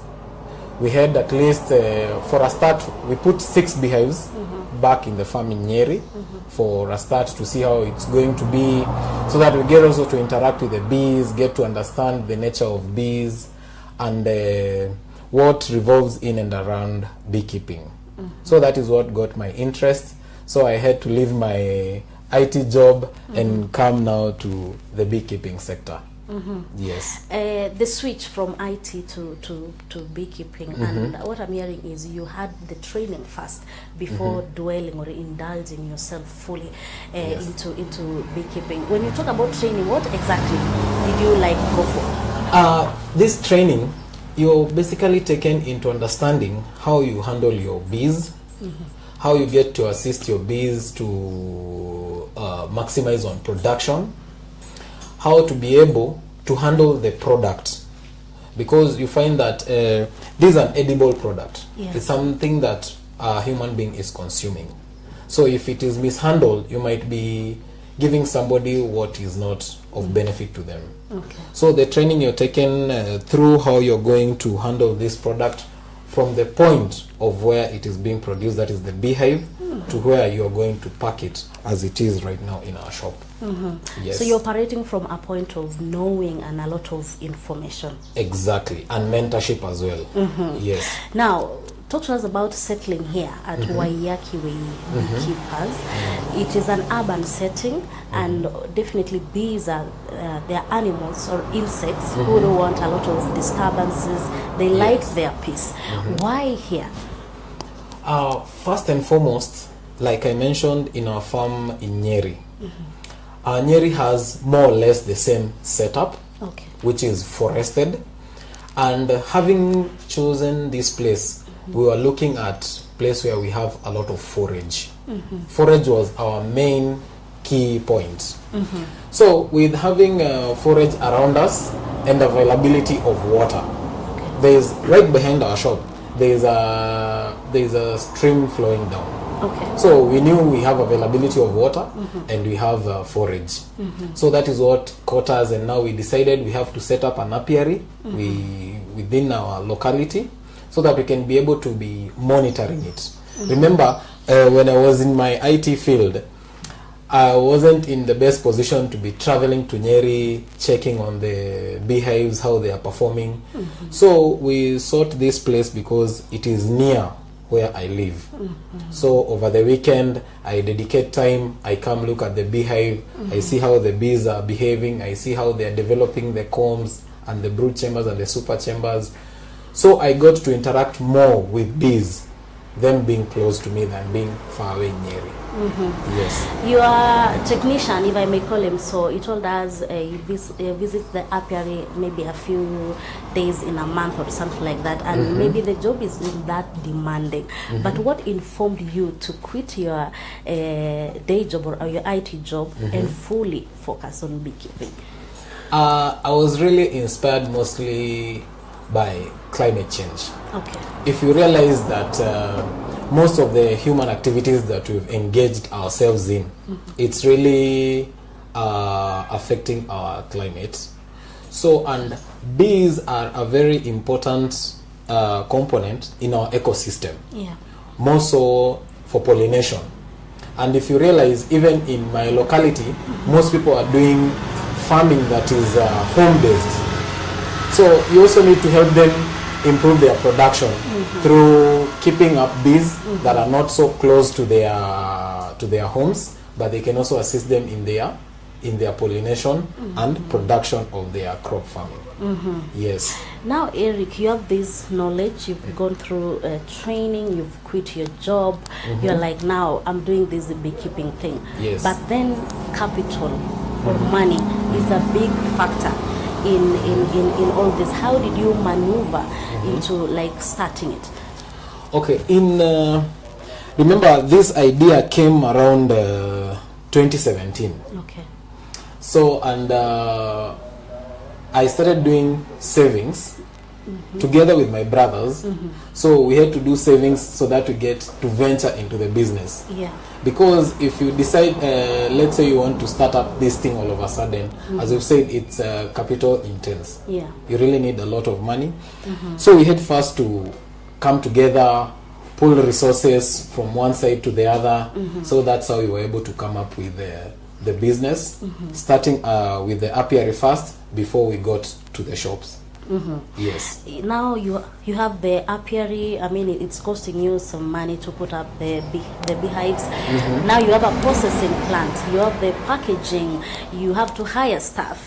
How do you like do everything at the same time? Okay. In the initial stages, when we started, we didn't have so much honey to refine or to pack. So we actually did it from a house. It was just a rented house. We decided to start there. We used water baths for heating our honey. We did packing. Everything was done by the brothers. It was just us. So after that, two of our brothers, they went and ventured into other businesses. So they left the business. Now we remained two of us. So from that point on, we realized now we need to bring in an extra hand. So that is the journey that we started by employing someone. So from there, we realized also this honey needs to be sold to more people. Yeah. Because we were selling through boot selling. Kwa gari, you sell to friends, you sell to neighbors. That's when we established our shop in 2019, 1st of November. That is when we opened this shop. It's called Honey House along Muhuri Road off Wayakiwe at 87 Junction. So that's the first shop where we started. Now from there we employed, we needed now another extra hand. So from that point on, we've really grown to whereby we've established even another shop along Wayakiwe, 100 meters from 87 Junction, which is called Asali House. So that is also our shop. So we got to put another team player there. Now we expanded further. We had to buy equipment for the processing plant, which is the honey warmer. You will be shown in the back end. So also there we needed another extra hand. And now from that we also have our store. So our store also needs an extra hand to also assist us. So through that process of development and growth, it's now we brought in now other team players to be able to take Wayakiwe beekeepers to another different level where we focus on being. I mean, from bees you get honey, right? But from what I can see here at your shop, there are different kinds of honey and other products. Maybe you do also value addition, but maybe before we get into like value addition that you do, talk to us about the honeys you produce, if I may call it so. Yeah. So the honey that we produce, you realize from the shop here, you can see the honeys have different shades. Yeah. So the different shades, we get honey from different parts of the country. Yeah. From Baringo, from Narok, from Murang'a, from Nyeri, from Kiambu. So having different locations, they have different forages. And the different forages, the nectars have different shades. You'll find a shade from acacia nectar will be different from a shade from a banana nectar. So that is why you'll find that we have different shades, and they will also have different tastes and different viscosities. Okay. Yes. Okay. Talk to us about now the value addition you do, and also the processes, and maybe if you collaborate with other people to like still get products from value addition. Yeah, with the bees, it's very interesting that from a beehive you'll get several products. That includes honey being the major product. Yeah. We also have a product called propolis. We also have wax. We have bee venom, and we also have pollen. So from all these products, we do different kinds of value addition. Starting with honey, we do infusion. Like for our case, we have ginger infused honey. Yeah, it's just to add more nutrients to the honey because of the benefits that come in and around ginger. So the nutrients from ginger together with the honey that we've harvested, we now infuse it to get the ginger infused honey. From wax, you can get candles. That is one thing you can get. And also from the same wax, you can be able to use the wax in making the body cream. So like for instance, something like a body cream, it really needs an advanced place where you don't need to be refining the honey, and also you're making the body cream. That's food and yeah. Okay. So we also liaise with an organization like the National Beekeeping Institute because they have advanced labs whereby they can get us the exact quality that we want. For instance, the body cream and the propolis, they help us refine it.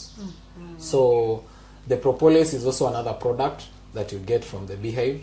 It is refined, then you get a tincture from the propolis, then from the tincture you get the propolis suspension, which are the products that you're going to get in all our outlets. Yes. Okay, talk to us about pricing. Okay, what informs the prices you set for your honey and other products?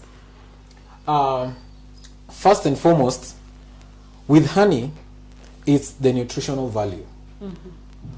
For our case, at Weke Beekeepers, we do blending of honey. After it has undergone the quality checks, we do the blending of honey. The reason we are doing blending of honey, we want to maximize on nutrients from different plants. So now for our case, a kg of honey will cost you 800 bob. Yes, we give you value for money, you know. So, and now a product like propolis, it is guaranteed, it has undergone all the standardization checks before it gets to our shelves. So that is also another thing that will dictate the price that you are giving at. Now, like the propolis suspension costs 850 and the tincture costs 500. So other products like the body cream. The body cream will cost you 500 shillings and 250. Yes. You know, I'm asking like what informs the pricing for maybe somebody who wants to start off, and maybe you'll find he or she might be undercharging or overcharging. So how like to get like a good amount that you also benefit, and also the client gets the value for their money? Okay, one thing that will dictate our pricing is the market value to start with. Market value will dictate. And also the clientele, the niche that we are looking at. Yes, we'll also put them under that bracket. Yes. Talk to us about licenses and quality checks. Yes. And everything procedural so that you are able to operate, and I mean everything through the processing plant, and also you meet the standards for the market. Okay. Yes. Now, for our case, we have several licenses. One will include the business license that we have to get for Kiambu County. We'll also have to get the standardization mark from KEBS. On top of that, we've gone ahead a step further. We take our products at the National Beekeeping Institute labs for further analysis. You can even check in our shop, we have the certificates. Our staff, they have to get the health certificate, because remember, this is food that we are handling. So all of our staff, they have to get the health certificate so that they can be able also to serve our customers accordingly. So those are some of the things that come in and around dictating how we are going to price our product, so that we can take into consideration the costs. Yes. What would you tell somebody who wants to invest or get into beekeeping in terms, and I wish you can tell us in terms of money, in that from the process going through the trainings and the plant, just in everything, just in a nutshell, how, rather in terms of money? Let's take for instance a beehive. Yeah. A beehive, we have two kinds of beehives in our case. We have a beehive that will cost you 5,500 and a beehive that will cost you 4,500. So you find that if you're venturing into the business, you need as low as 5,500 to start off by getting to interact with the beehive. On top of that, you'll need a bee suit, the whole gear for going to the apiary. That will cost you 4,500. We have a smoker that you need that will cost you 2,500. We have a bee brush that you need as well that will cost you 300, and we have a hive tool that will cost you 300 as well. So those are the most basic thing that you really need as a farmer. So from that point on, you can now go in as you project further into the business. Yes, depending on the goals and the targets that you want to achieve. Yes. And apart from your own personal venture into going into training, does maybe the government come in to train farmers who deal with the beekeeping, or it's solely on you as a farmer? Currently, in our region, or rather in Kenya, I've not encountered whereby the government is coming in handy to assist people like we need to do this, because you have to pay. You have to pay, not like the government will come tell you we are incentivizing you guys to come, we do this training with you with this kind of institution. No, you'll find that most of these trainings in beekeeping, it's individual based, because even the trainings that we do in our place, it's individual based. Yes. And any kind of government support in terms of making maybe the conditions favorable for you guys to operate, maybe the laws and policies from the government? I would say right now they are flexible, but there is a bill they are yet to bring it back for public participation. They want to introduce some more licenses that you need to have as a beekeeper, which I think they might not be favorable, because some people they are doing beekeeping not for the product but for pollination. So you find that it might become not favorable for such kind of beekeepers. Some beekeepers are doing it for home consumption. They don't need to go commercial. So if you like charge those people for a license in order to keep a beehive, I think it will also discourage people to keep bees, which, remember, they are very important components in our ecosystem. Yes. Talk to us about the challenges. I mean, you are a farmer, you are a businessman, you are an employer. And in all those stages, I can guess maybe you come or you encounter challenges. Maybe in every that cap you wear, what are the challenges? As a beekeeper, one challenge you will encounter is use of pesticides.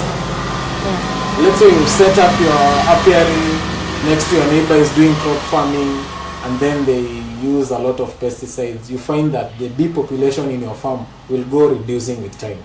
So pesticide is one of the challenge in terms of being a bee farmer. Also theft and vandalization. That's also another challenge. People don't seem to take care of bees. So theft is another challenge.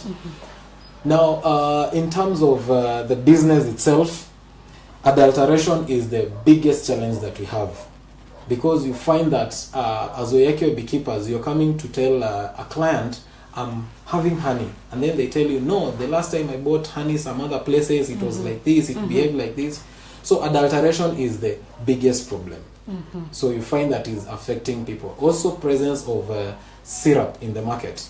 So people will often sweeten their coffee or their dawa with syrup, and yet their initial intention was using honey. Yes. So how do you maintain, or rather, what do you do so that your client, your first time client, will want to come back the next time? And bearing in mind, there are also other people who sell honey, maybe some are compromised. How do you maintain that?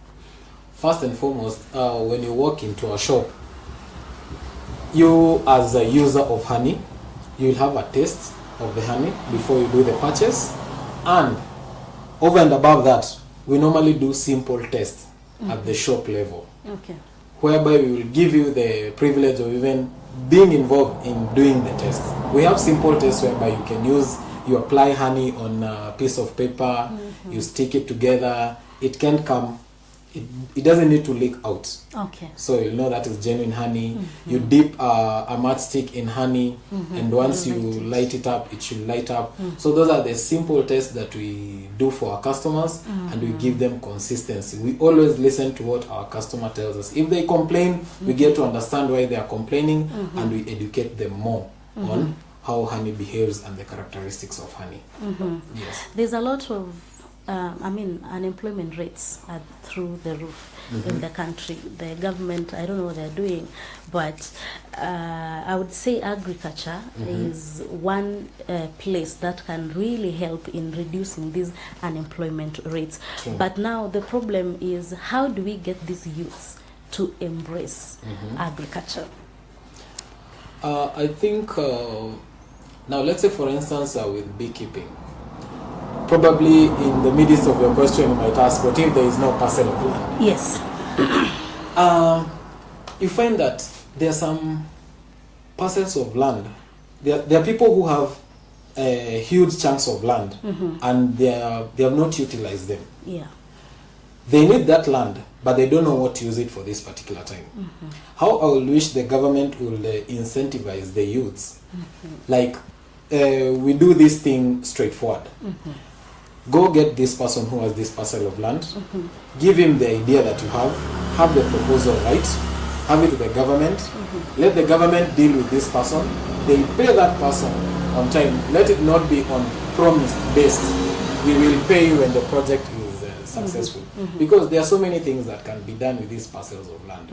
People have ideas of planting these plants that are climate resilient, but they don't have a parcel of land where they are going to use it. So if the government will come in handy and really assist these guys in getting and paying, because you find that not all of us have the privilege to have a parcel of land whereby you can do something, but there are people who have the privilege and they can lease the land out.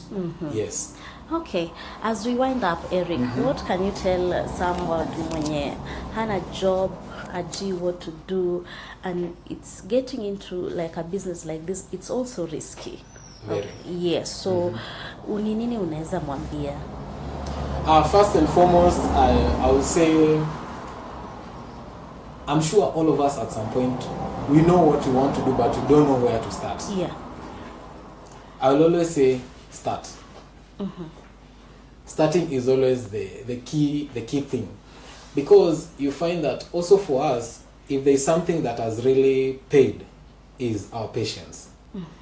Because not always we've been winning.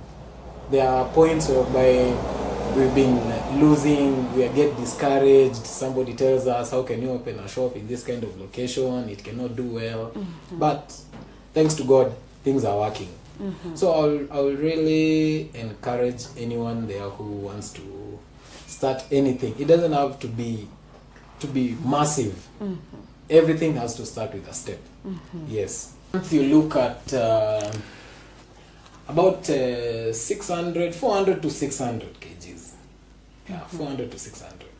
So maybe in terms of cash flow, like how much roughly, how much would that be? I say we'll give it that, we do maybe times 650. Give it times 650 so that it gives you the best average. Yeah. So that's about 360k, thereabout.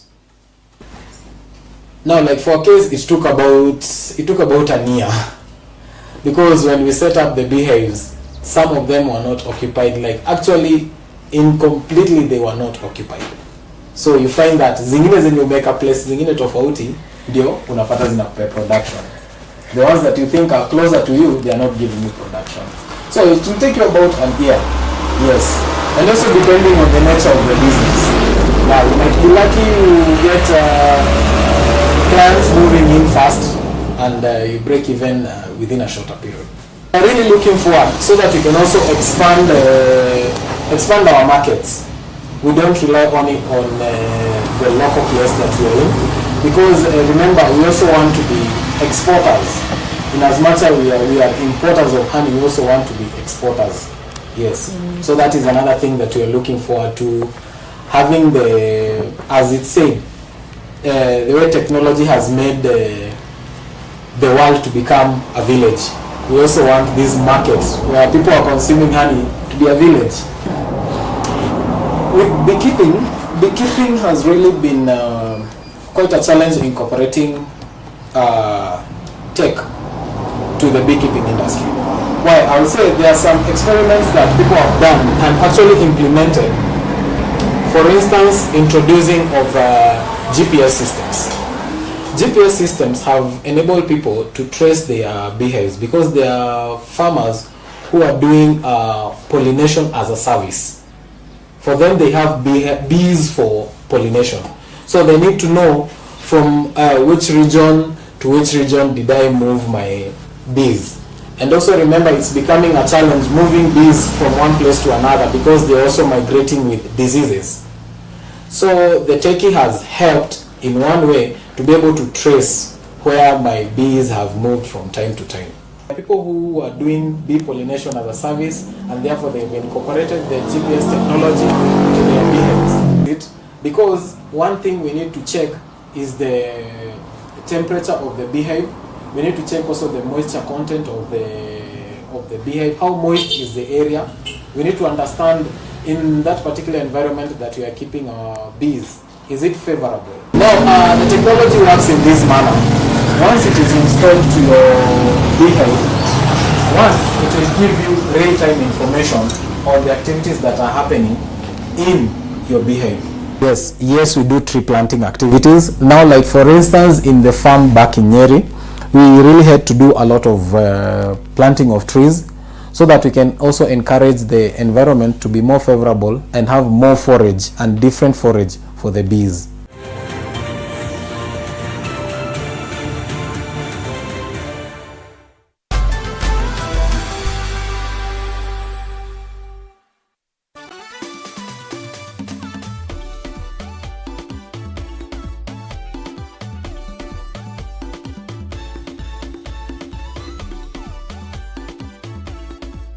Kama kawaida, this is Tatua Bonanza Live na ni siku ya kuhand over. Kama kawaida, wewe unahitaji tu kucheza tatua tatu. Kumbuka ni rahisi kama 1, 2, 3. Unaweza kubeba chapa ama kubeba bidhaa. Leo kuna jamaa anabeba chapa ama anabeba bidhaa. Naona ni bidhaa. Let us see. Come. Kuja. Unaitwa nani ndugu yangu? John Mutindi. John Mutindi kutoka wapi? Kutoka Kiambu. Habari ya Kiambu? Kiambu kwa salama. Mutindi ni wa Kiambu ama Kitui? Kitui lakini naishi Kiambu. Ametoka Kitui kaelekea Kiambu. Sawa sawa. John Mutindi, umecheza tatua tatu kwa muda gani? Na miezi 3 sasa hivi. Umewahi shinda? Bado. Hii ndio yako ya kwanza? Yeah. Sasa this is a brand new vacuum cleaner, tena hii ni industrial vacuum cleaner, ni kubwa, inakusaidia biashara. Ulifeel vipi ulivyopigiwa simu kuambia kwamba wewe ni mshindi? Nilifurahi sana. Sasa hii shika kwanza, ni mashini yako hii. Mpango ni upi? Panga tu kufungua bizi nisaidie maisha. Okay. Sawa sawa, wewe pia uko na nafasi ya kufungua bizi na kubeba bidhaa. Sasa huyu John, mimi ningemwadvise aendelee kucheza tatua tatu, ashinde 100,000, ainvest kwa biashara, ama aendelee kucheza tatua tatu, abebe bidhaa. Nikisema bidhaa nazungumzia kuhusu car wash machine, biashara inoge. Yote 9-10, wewe pia uko na nafasi ya kushinda. Jinsi ya kucheza ni rahisi sana. Paybill number ni 150 account ni zile namba zako 3 za bahati, fuatiza neno live amount, cheza na anything from 10 bob to 1000 bob, lakini tupatane kwa show, so cheza na 50 bob upate nafasi ya kubeba chapaa ama kubeba bidhaa. Ni tatua tatu na ni rahisi kama 1 2 3. Angalia na useme rahisi kama 1 2 3. 1 2 3. 2 3. Asante. Tatua tatu ni rahisi kama 1 2 3. Usitupe mbao, nenda kwa M-Pesa, weka paybill number 150 chagua nambari zako 3 za bahati kati ya 0 na 9 ukifuatanisha na neno Kass. Kama account name, cheza na kati ya shilingi 10 hadi shilingi 1000 na ubebe chapaa au bidhaa na tatua tatu. Over 18s only. Gaming can be addictive. Play responsibly. This message has been approved by the BCLB. Changamka leo, changamka cheza loto leo. Chomoka na 1 million Kenya shillings every hour na Lotto. Isitoshe, kuna chomoka bonus ya 50,000 kwa watu 50 kila siku na plot ya 50 by 100 kitengela kila wiki. Si hayo tu, mwezi huu chomoka na golden jackpot ya 2 million shillings, silver cash ya 1 million shillings na bronze bonus ya 500,000. Changamka, cheza Lotto kwa paybill number 77700. Andika neno Kass. kama account name. Cheza na kati ya shilingi 50 hadi shilingi 1000 na uchomoke na chapa leo. Over 18s only. Gaming can be addictive. Play responsibly. This message has been approved by the BCLB.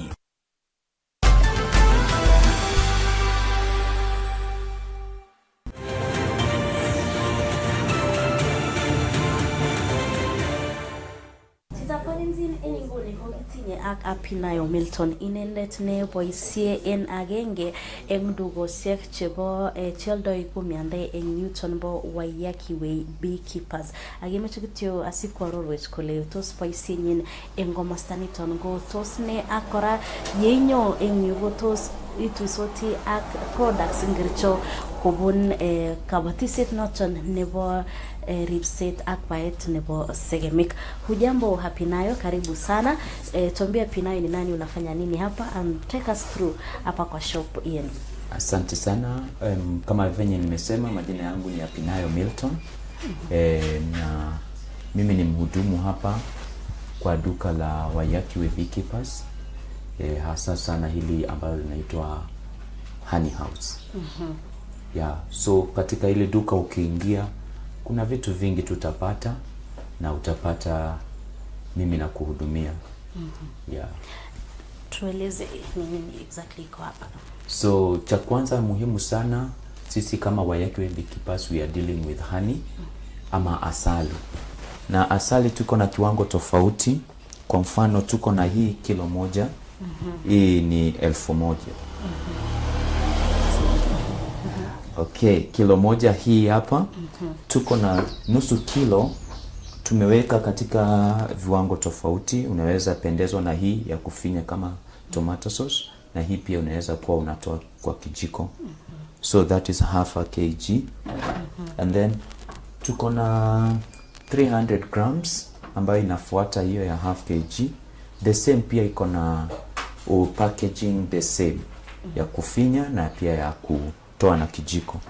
Alafu tuko na asali ambayo inafuata hiyo, ambayo ni hii hapa ya 150 grams. So tuko na hiki kiwango.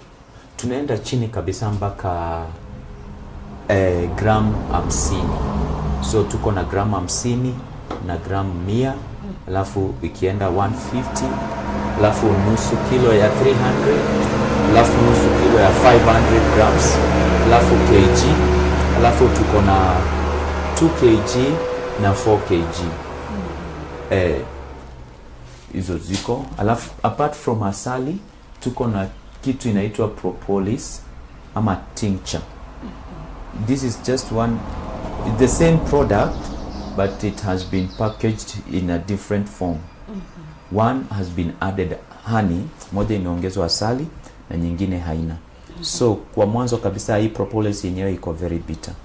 Na propolis inatoka kwa miti, the bees wana collect from the trees so that wanakuja wanafunika nyumba yao. So tunai collect ikiwa hivyo. In the raw form inakuwa liquidified. Yani kuwekwa tu kwa nini. Sababu hii the maximum unaweza chukua ni tone 3. 3 droplets under the tongue. Hii kwa sababu ya watoto tumeweka asali. The same piece product but this one has been mixed with the honey. Ndio at least watoto wachukue. But the intake of this one ni kijiko moja ama this cup. Matumizi yake ni gani? Ya matumizi yake inasaidia kama mtu akona kikohozi mzito, kama kifua inakuuma, na pia kama uko na homa, na pia kama uko na headache, this one itakureducia. Na pia mouth ulcers kama uko nazo, na pia kama meno yako you have tooth pain, you can take propolis in whichever form. It will reduce those pains. Yeah, it is very good for respiratory system. I just say too, respiratory system is very good. Yeah. And then tuko na hii ni body cream na iko tofauti. Body cream iko tofauti na this one kama hii iko na butter. Yeah, so inakuwa flavored nivyo. So but this one is a combination ya beeswax, asali, borax na paraffin wax kidogo. Just to make it, hii tu in a nutshell ni kama mafuta ya ng'ombe. The way to from the initial state. The borax imewekwa tu ndio ikuwe yani applicable kwa mwili. Isikuwe imekauka. Yeah. So inasaidia aje mwili? This one, number one, kitu kukubwa sana ni kusmoothen ngozi na kuopen spores ndio uweze kupumua vizuri. Yeah. Okay. So tuko na in sizes mbili, kuna ya 200 ml na kuna 65 ml. Okay. Yes. Sawa. Aha, naona kuna vitu zingine hapa. Hebu tuelezeni zipi. Ikianza hapa juu kabisa, hii tunaita smoker, just the same as this one. So this one, wakati wewe ni mkulima, unahitaji chombo kama hiki. Kwanza, in fact, hiki ni muhimu sana. Kwa sababu ya at least kuwafanya nyuki waziwezwe kidogo ama they doze off a bit for easy management ya work on your hive. So you just place unaweka old newspapers ama majani ambayo yamekauka. But with a specific tree, not kila majani. Yeah, because kuna majani ingine iko very toxic na inaweza nini. Ama cartons, you can put it inside. So ukishaweka unawasha. So the purpose ya hii ni kuweza when you push it inatoa hewa. So ile inapuliza ile moshi inatoka. So just to make sure that iko na. So apart from that, tuko na hichi kichungi. Mfano umevuna asali yako, unaweza kuweka hapa. Ikiwa katika ikiwa na combs zake. Ikiwa na combs zake unaweka tu hapa, then asali yenyewe itakuwa ina drip tu hapa. Now for the reason labda inaweza chukua muda, lakini kama hauna mbio sana it's okay. Lakini at the end of the day the asali itakuwa inatoka chini. Very smooth. Yes, very smooth, and then huku juu utakuwa unawachwa na zile combs peke yake. Na one thing na combs pia, you can eat them, you can chew them na umeze because they are rich in fiber. Fiber is very important kwa mwili. So hizo hawazitupi. Yeah. Okay. So kama zimebaki hivyo, you can place them, utazitengeneza, nitakuonyesha beeswax the way imekuja ikatoka kwa combs ikakuja. So then we need this hive tool ya kufungua mzinga because ya propolis. Venye tumesema propolis ni kitu yenye inashikanisha nyumba ya nyuki ndio kusikuwe na intruder yoyote. So you need something like this so that uweze ku-open. Yeah. Okay. Alafu kisha unahitaji this one is for research purposes. Okay. It's a queen cage. So you can identify your queen, you can place her here and then utaweka kwa mzinga. So utajua specifically ako hapa. Okay. Yeah. All right. Yeah, that one is just for the purpose ya queen. Now tuko na hii brush, it is very smooth on the bees. Number 1 haitaua nyuki. Number 2 pia haitakusumbua wewe mwenyewe. Because itakuwa inafagia tu nyuki polepole vizuri. Na pia wakati unavuna asali ikiwa kwa hiyo frame yake, utakuonyesha mzinga penye inafanana ndani. Ukifagia hivi unawachwa tu na asali ikiwa kwa comb yenyewe, ikiwa imekuwa sealed. Okay. So this one is very important. So in a nutshell, kama wewe mkulima, you need these 3 things. 1, 2, 3 na nguo, of course na nguo. Yes. Okay. Tueleze sasa, hii ni asali ambayo haijakamuliwa. Hii ndio asali tunaweka kwa kile kichungi. So unaona like this one, hii ni comb. You see the way imejichora hivi. Unaona hata yenyewe ina drip. Unaona sasa with the time kama ningekuwa nimefungua hapa, utapata ya kwamba hizi combs zote zimekuja juu, chini umewachwa na asali. So hiyo tunaiita asali yenye imebaki chini tunaita semi refined. Okay. Yani iko na nini these small particles, but not very much refined like yenye nimekuonyesha. Nani huwa aswa anakuja kununua hii? Mtu anataka kwenda kufanya nini? Hii mostly mtu mwenye ananunua hii ni watu wanapika hii pombe traditional. Okay. Kwa Kikuyu inaitwa moratina. That is so this one is very nice. But wewe venye nimesema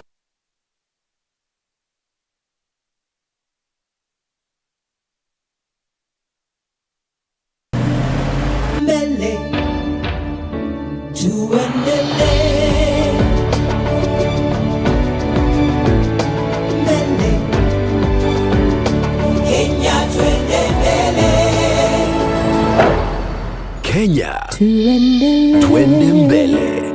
NCBA, go for it. KCB Mobile Loan ni mkopo flexible kabisa na kwa viwango nafuu. Pata mkopo hadi milioni 1 kwa kiwango cha 1.2%, ulipe ndani ya siku 1, siku 7, siku 14, siku 30 au mkopo wa muda mrefu hadi mwaka 1 kwa viwango nafuu. Kupata KCB Mobile Loan bonyeza *522# au tumia KCB app leo. KCB, for people, for better. Sheria na masharti kutumika. Inadhibitiwa na Benki Kuu ya Kenya.